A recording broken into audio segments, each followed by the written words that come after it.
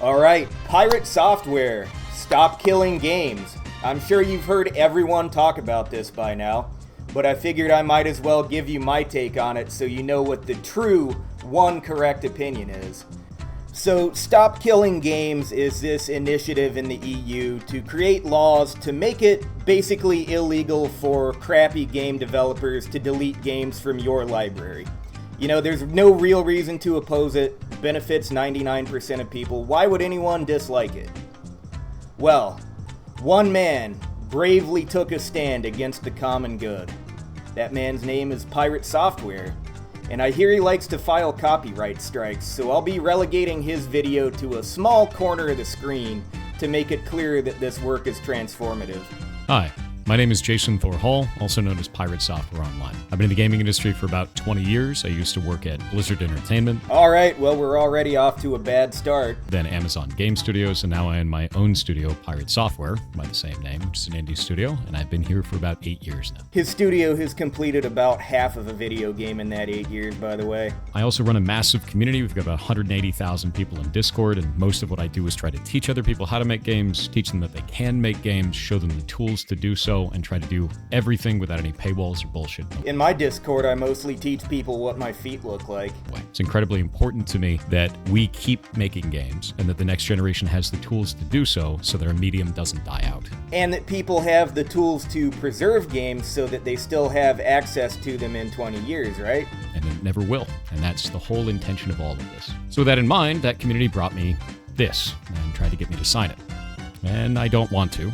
Number one, I can't because I don't live in Europe. But number two, I wouldn't sign it even if I could. And I'm going to kind of go through this and try to explain the reasoning as to why that would be the case. Did it have too many big words in it? Without all of the internet hate machine that's grown up around it. So let's go into how this works and why this is an issue to me. First things first, what is an initiative? So an initiative is actually not law. It is something that you put together so you can put it up in front of representatives and they can start the conversation. The reason why I have a problem with Stop Killing Games is specifically it starts the wrong conversation. If we're trying to kill off the practice of developers putting together a live service game, pitching it as a single-player experience, and then taking away support in the future, this ain't it. Okay guys, what do you think he's gonna do next? Do you think he's gonna list why that stated goal will not be accomplished by this? Or do you think he's gonna rattle off a bunch of self-serving garbage that only a former Blizzard employee would care about? And the reason why is specifically on this initiative, under its own description, it says, this initiative calls to require publishers that sell or license video games to consumers in the European Union or related features and assets sold for video games they operate to leave said video games in a functional playable state. Specifically, the initiative seeks to prevent the remote disabling of video games by the publishers before providing reasonable means to continue functioning of said video games without the involvement from the side of the publisher. I mean, I was already on board. You don't have to try to sell it to me. This isn't always possible in all video games. And it doesn't call out the specific practice that this is supposedly trying to defeat. It is incredibly vague and will damage all live service games. Name one thing this could do to live service games that would damage them more than completely deactivating them. Also, many laws are written to be sort of sweeping in general to make it harder to find loopholes in them. How would you keep League of Legends in a functional playable state? Community servers. You'd have to re-architect the entire game. Or just let people make community servers. The game is what is called client-server. So in client-server models, there's a server and there's a client, and all of the math, all of the game, everything happens on the server. Is this what women are talking about when they say mansplaining? The client just displays it. And the reason we want to do it that way is so that you can't teleport around and do a billion damage. You don't trust the client. You trust the server. The client just displays what it's told, right? So if we wanted to re-architect this, we'd have to take all of that server logic, push it back out into the client, and somehow make that playable in a multiplayer-only video game. Okay, so is your logic just that you're a lazy developer who wouldn't want to work that hard, or is your logic that somehow killing the game entirely would be better than perhaps having the servers be a little bit less reliable and maybe the host gets a little unfair advantage? That doesn't make sense to me. So this isn't going to work for all games. Why is it calling out all games? I just explained to you how it can work. And I know to protect your ego, go ahead and just call it the Dunning-Kruger effect. Yeah, I'm explaining your own field to you without the credentials. I mean, it is embarrassing that I'm explaining a developer's own field to an experienced developer, but I'm not the one it's embarrassing for. And it's really easy to say, like, oh, that'll get worked out down the line. But we're dealing with government here. If we're going to be putting up these types of ideas specifically in front of government, we need to be calling out the right issues. Community server browsers for multiplayer games was a standard thing by like the early 2000s. I don't get what you're so pressed about. Especially if you don't have precedent set. Because now you're going to be setting precedent on something that doesn't make any sense, with people that may not understand the nuance of our industry. See, if we can't keep making money off of it forever, then you don't deserve to have it. All in the name of saving games. I can't agree with that. Well, it's not too late to change career paths if you don't have the right head for this one. So let's go into why this is happening, right? So why did this start in the first place? What is these specific cases they've called out that are egregious? And they have one. It's The Crew. So action on The Crew. The video game The Crew, published by Ubisoft, was recently destroyed for all players and had a player base of at least 12 million people. Due to the game's size and France's strong consumer protection laws, this represents one of the best opportunities to hold a publisher accountable for this action. If we're successful in charges being pressed against Ubisoft, this can have a ripple effect on the video games industry to prevent publishers from destroying more games. Yeah, hit 'em hard. Get 'em, dude. If you pickpocket my Steam library, you deserve to suffer for it. First off, I don't like the idea in this that it has a player base of 12 million people. That is not how long-running games work. There is a large number of people that buy the game, and that player base slowly dwindles off until nobody is playing it anymore.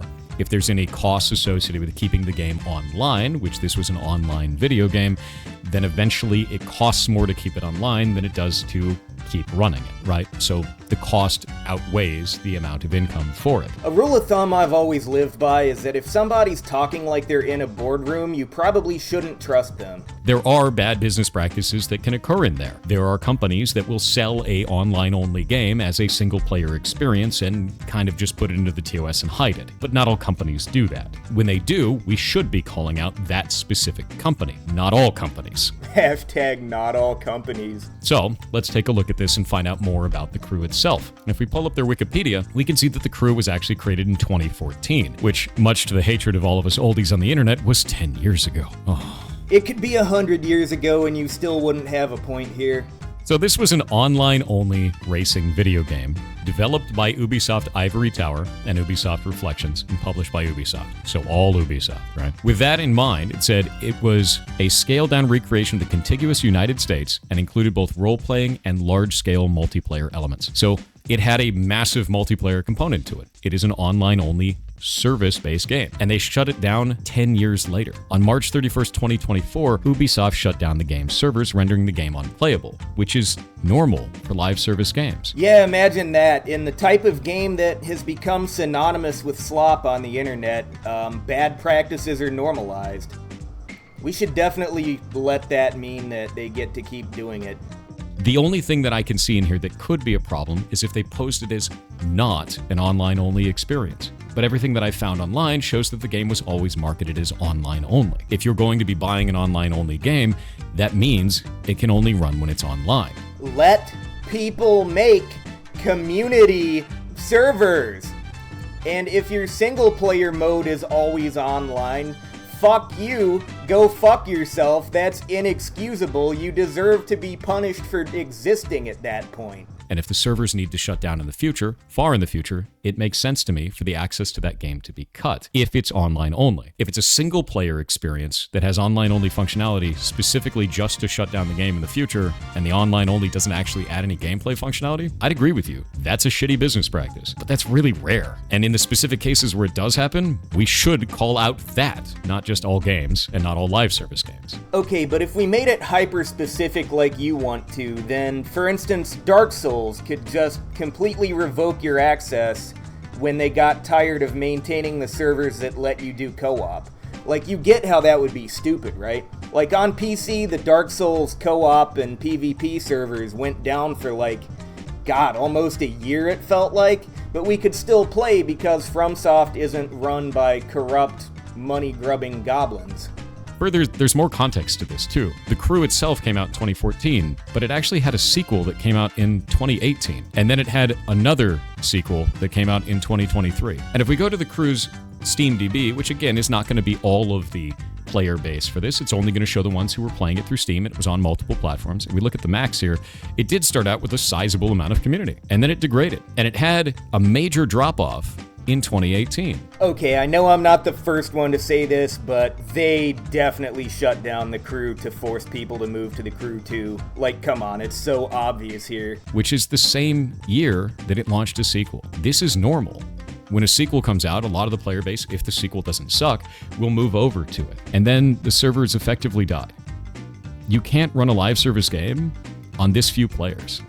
You can't. Most of the time, especially not if there's anything else that goes into it. Okay, so I went and looked this up, and the Crew had a 20-hour-long single-player campaign. Why couldn't we keep that part?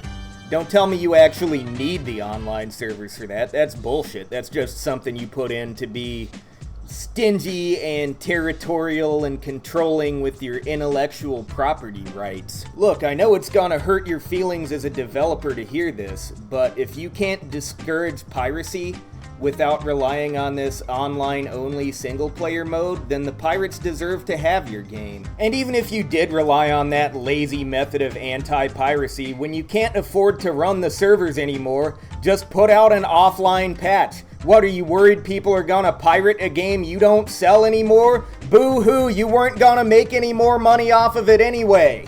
The fuck is wrong with these people? And if we go into that anything else, and we could see that there was license problems. So on December 14th, 2023, Ubisoft delisted the Crew and its expansions from digital platforms, suspended sales of microtransactions, and announced that the game's servers would shut down on March 31st. So they gave them 3 months. Usually I would say, hey, 6 months is probably a better deal, but if they're going to do 3 months, they're going to do 3 months. The only thing that I'd be interested outside of that is if there was a contractual obligation to do more than 3 months and they didn't follow it, if it was in the terms of service or not. Citing upcoming server infrastructure and licensing constraints. What were those licensing constraints? Well, it turns out that all of the cars in the game were licensed from the car companies. And a 10-year running game likely means that they had license to them for 10 years. And that means that it would likely reopen for negotiation. Now, understand that's speculation, but I've seen this type of a deal many times in the industry while I've been working in it. So let's say I'm one of the people who bought that game. You know, not someone who's looking to buy but it's taken off the storefront, but someone who has already spent money for that game and is enjoying the single-player mode. Why should your licensing problem be my problem? I already paid my money for the game. If you let your license run out, that is a you problem. This is why we need physical media. Can you imagine if Rockstar Games stopped paying Guns N' Roses money for Welcome to the Jungle and we all had to turn in our copies of GTA San Andreas? Like, Jesus fucking Christ. How is your licensing agreement that happened without my knowledge my fucking problem when I spent money on the game? Sure, if you gotta take it off the store for legal reasons, go ahead. But if I've already bought the game, you are not entitled to take it back from me. And I don't care, oh, it's in the terms of service, it's in the licensing agreement. Did you know that some forms of contracts are unenforceable because they're deemed to be unfair? Like, if I make you sign a contract that says I get to punch you in the face and you don't get anything back, you can challenge that in court and you'll probably win. Why can't we make this type of contract unenforceable the same way? Because it is anti-consumer. It is just turning people into endless money farms.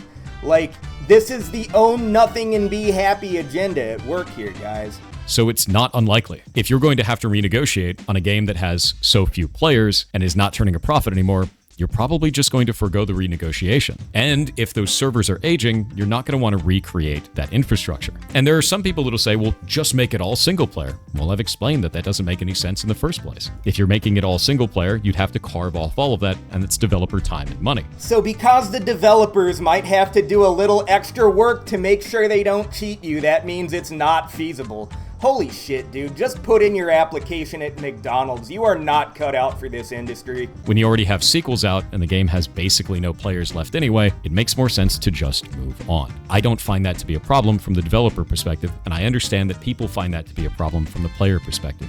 These are two different ideologies, and that's okay to have two different ideologies. Okay, so there's two different ideologies, but in a situation where one side is getting ripped off for something that they spent money on, why do you choose to sympathize with the viewpoint of the thieves? I feel like a preacher giving a fire and brimstone sermon right now, guys. Like I'm just standing up here telling this corrupt man-child that he's gonna go to hell. I just won't agree with it because I understand the burden that puts if we raise that problem in the way that we are right now. Oh, won't somebody please think of the poor game executives? If you try to tell me that every studio needs to run their live service game indefinitely or not want to run one at all, then no one's going to run them. Oh no. Anyway. And we're going to miss out on adventures like Final Fantasy XIV. Okay, so I don't really play Final Fantasy, but are you really telling me a JRPG doesn't have a viable single-player mode? And even though I don't play anymore, League of Legends, or any other live service game, any of them. You're talking everything, like even phone games, as funny as that is. A lot of people don't realize that phone games require online-only activity. Okay, so this would require everybody to step their game up, to, elevate their practices and do better. And you think that's a problem because you think that carving off the single-player game would be too much work, and community servers would be too much work, and basically, developers, once they have their money, they shouldn't have to do any extra work to fulfill their end of the bargain. What about things like Pokemon Go? What about stuff like Monster Hunter Now? What about any of these?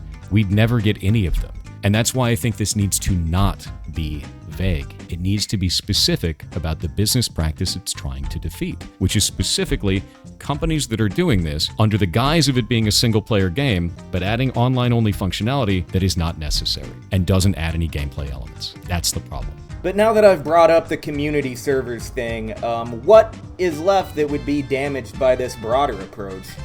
Like, it sounds like nothing of value would be lost for this as long as people know about community servers and make that an issue. And it's not like it's hard to do. Almost every old Steam game that's multiplayer has community servers. Like, you can play an ancient version of Counter-Strike right now. You can play, like, Day of Defeat, Gmod, all these old-ass games. No problem. They could figure it out in the year 2000, but not now. Okay. So now we're going to go to Ross, otherwise known as Accursed Farms, the creator of this initiative, and one of the ones that's pushing it the most online. I'm going to let him say exactly why he thinks that this will go through very easily and why it is important, and then I'm going to tell you why I don't agree with it. Comes law in the EU? Yeah, it might be. Now, it's not a guarantee, but I think if we get the signatures, this passes. Okay, so I know this guy has a voice similar to the one I do when I put on Rage Bait, but keep in mind that he is objectively correct here. And also, Pirate Software artificially lowers his voice using some modulator thing. Why do I say that? Well, it's a few factors. Politicians like easy wins, and this doesn't require them to do much at all. And unless it involves gambling or protecting children, politicians generally don't care about video games. So this isn't of big consequence to them or most of their constituency. I'm going to stop it there for a moment. The assertion that politicians just like easy wins, so this legislation will go through, or that politicians don't care about a multi-billion-dollar global industry, and that it doesn't matter to their constituencies, is incredibly absurd to me. Okay, so this guy I think needs a little bit of media training. I mean, who isn't a little awkward the first time they're online talking in a microphone or on a camera or whatever?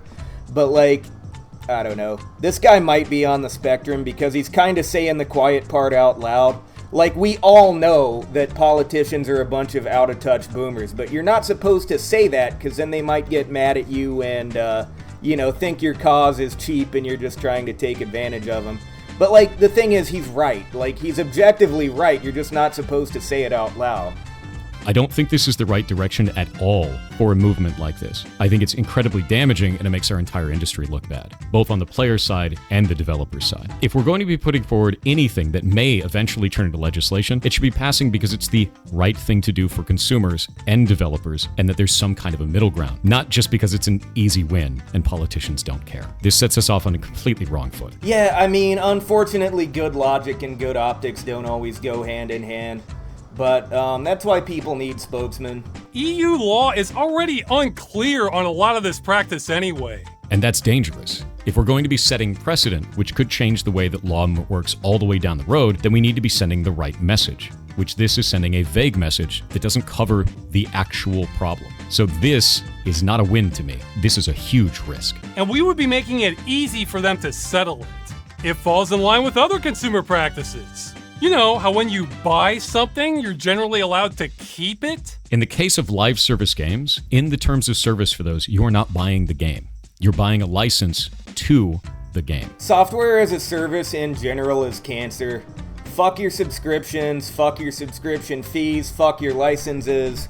I don't even have Microsoft Word because you can't just buy it outright anymore. Everything I found just wanted me to license it for a year at a time, and you know, the typical give us your money forever thing. I don't want to rent anything. Like, I want to actually own the things I buy. I don't want to be a fucking rentoid. And that's the part that's really different here. If we don't like the idea of live service games as a whole, I get it. Don't play live service games then. Don't agree to those terms. But if we're under this weird idea that we need to get rid of all live service games or damage that practice in any way to keep in line with consumer policies, it is in line with consumer policies. I think we should actively go out of our way to punish the people who want us to not own the things we buy and who think that putting that in a contract makes it okay. I think we should make their lives unlivable and make their businesses unfeasible or infeasible.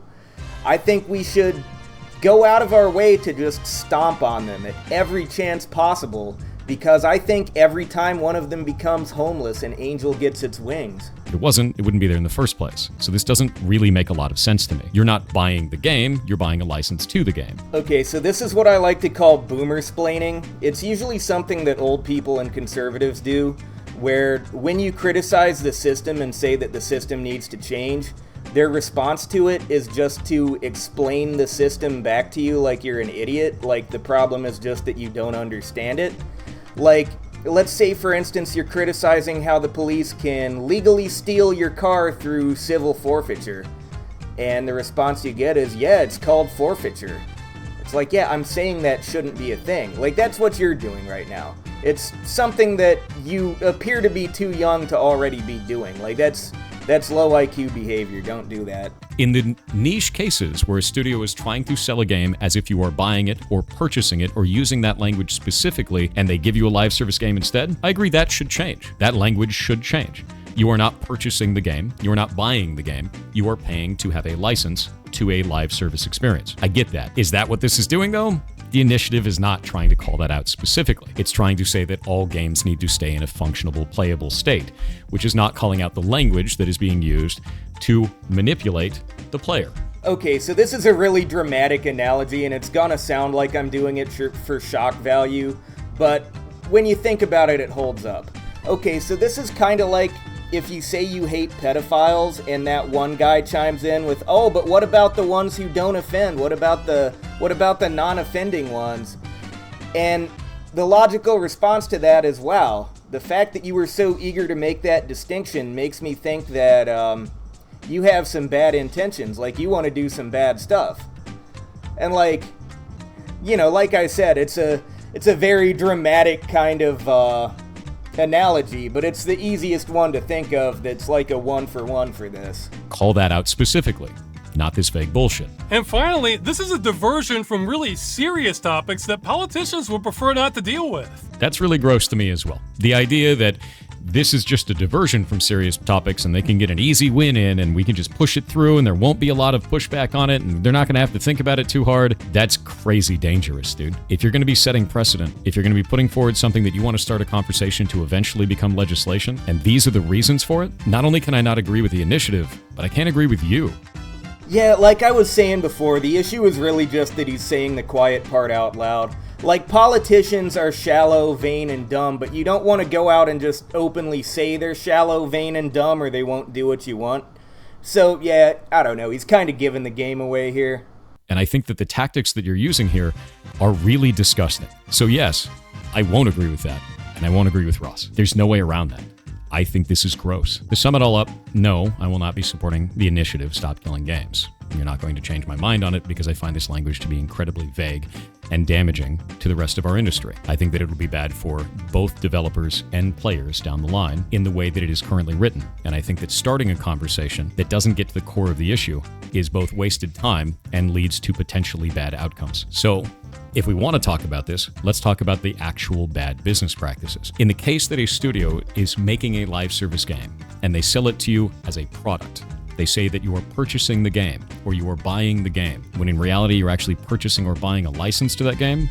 I think that we should be fighting about that. That needs to go away. A player should be well informed at the point of purchase that they are purchasing a license, not buying a game. Okay, but what if value is actually lost if we take the nuke everything approach? Like, what if value is actually lost? All you've basically said is that if we do this, then people won't be able to be lazy slot merchants anymore. Like, what if I want to stop all of the live service bullshit? What if I want to completely shut down the own nothing and be happy agenda? What if I want to make it untenable? What if I want to make it so the own nothing and be happy kind of business model that is common in this age of digital purchases just gets completely shut down, and the people who tried to push for this miserable bullshit end up ruined? Because I think that's what they deserve. And the reason that we have those licenses in the case of client-server interactions, like we had before, we're talking about client-server games, is so that they can ban you when you cheat at them. They revoke your license. That's why they revoke your license, to protect the gameplay of every other player that you're impacting when you cheat at these games. Okay, so not to sound like a broken record here, but there are a lot of games on Steam where if you get banned from the official servers for cheating, you can still play on some community servers, like there are unsecured servers. So you don't necessarily have to do the revoking of the license thing. What you do is you cut off access to the official servers, but you can always start your own server if you want and invite all your dumb little hacking buddies to play with you. You know, it's a reasonable compromise. You got the normal people playing the main game, and you got the dumbasses playing their own dumbass version of it. That needs to exist, but it needs to be better informed to the player at time of purchase. So I agree on that. This doesn't bring that up, though.